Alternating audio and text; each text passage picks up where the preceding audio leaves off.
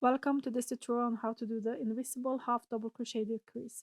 It's a way to decrease one stitch and it's less noticeable than the regular half double crochet two together. Start with a yarn over, skip one stitch and insert a crochet hook into the front loop of the next stitch.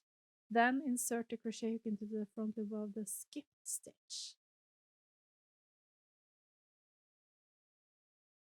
And you can see how it looks after you inserted the crochet hook into the front loop of the two stitches, then yarn over and pull up a loop.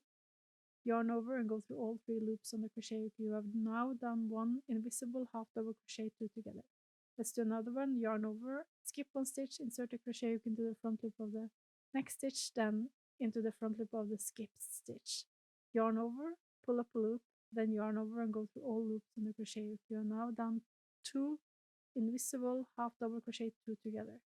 I'm just going to continue to do a couple of half double crochet stitches just so you can see how it looks after I've done more stitches. And you can see that the two decreases are invisible and you can't see where they are.